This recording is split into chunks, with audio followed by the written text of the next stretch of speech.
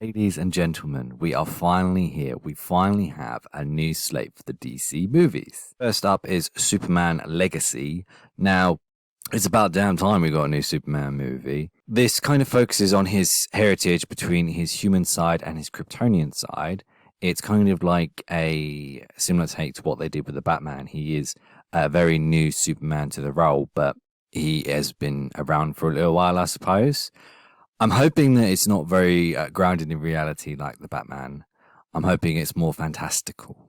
We have a Supergirl movie, which is and isn't a surprise. I kind of expected them to do one to kind of have that more of an equality side to things. Surprised about this one is it's focused on Tom King's run, which had Supergirl kind of dealing with intergalactic issues and being Earth.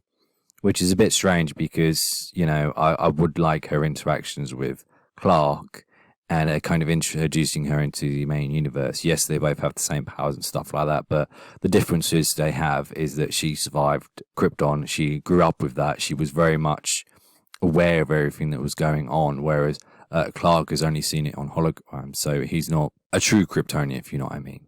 So that dynamic would be very interesting to see. This is another one I'm very interested to see, The Brave and the Bold. Now, yes, it's another Batman film, but we're finally getting a Robin and Damian. I was having a conversation with my brother and I said, you know what, just get rid of the rest of the Robins, just start with Damian and then go from there. And that's exactly what they're doing.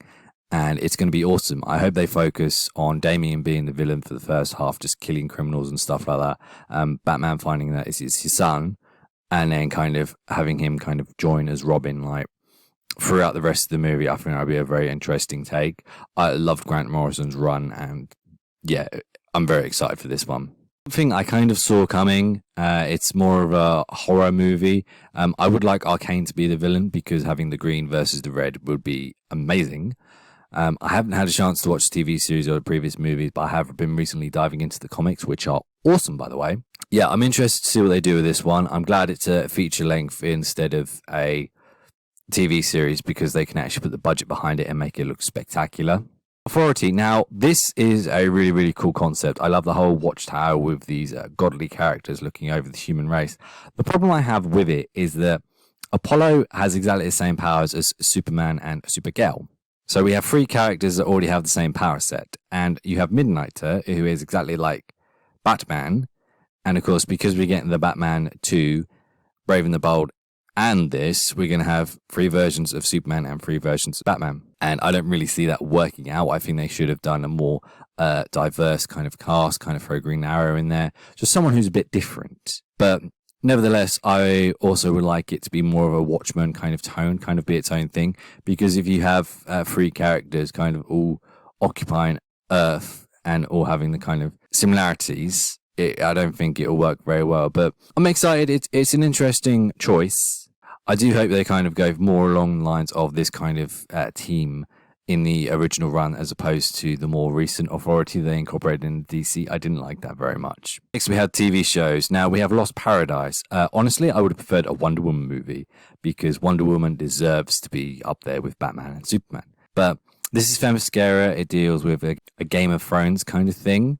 Now, that's an interesting idea, but, you know, having the warrior women just fight each other and kill each other, I don't really see where you can go with that unless you incorporate Ares into it. I would like to see them kind of slaughtering all the men on the island and kind of having a battle with regards to that because, of course, they're all women. They can't reproduce by themselves, so having that kind of dynamic would make it a lot more interesting. For me, at least. This is another one I said they were going to be doing Booster Gold, and they are. I love Booster Gold. He is funny, he is amusing, and he's kind of the hero you kind of need when kind of doing this kind of thing because there's kind of levity to him and it's what you need for this kind of universe. You know, we've got loads of dark kind of monstrous things going on, and to have like someone just traveling around time, messing stuff up and kind of having a bit more fun while doing it. And he can always like meet up with Blue Beetle and stuff like that. There's so many things that you could do with Booster Gold. This one I'm not as excited for. Yes, it has Frankenstein, and that would be kind of cool to see him in a superhero role, but a group of monsters just taking on people and fighting people, I don't really care. it is what it is, but like it doesn't really seem that interesting. It's headed by Amanda Waller, and this would be like Suicide Squad. We've had 2 of those, and we've had Peacemaker, so another version of that with just monsters just doesn't sound good. Then we get Waller, which is just focusing on Amanda Waller. It's about damn time. I would like them to kind of use the daughter character and her to kind of have interactions with that. I think that would be good, as we haven't actually seen Amanda Waller have a personality as of yet. She's appeared in so many movies, but we don't know anything about her, and it's good that we're actually going to finally get a chance to actually kind of see what she does and what she is capable of. Like, if they do her special ops, like way back when, that would be cool as well. Yeah, this is definitely interesting. I would have preferred Peacemaker 2, honestly, but this is fine. This is good. Now, this one is the one that I should be the most excited about, because I absolutely love Green Lantern. He is my favorite DC hero, and they're going a kind of true detective route, which sounds like it's going to be set on Earth, and they're just going to kind of plot about, and that's not really what Green Lantern does. He's always going around these different sectors, protecting people, being a cop, and I can't imagine a TV series having the budget to actually do all the things that his Green Lantern ring could do. So I imagine them not really having powers, just being 2 random blokes just walking around. It's a piss poor attempt at trying to do it, you know. They did a similar thing with John Deagle in Arrow, and yeah, it just didn't work. This is probably the worst announcement that they could have made.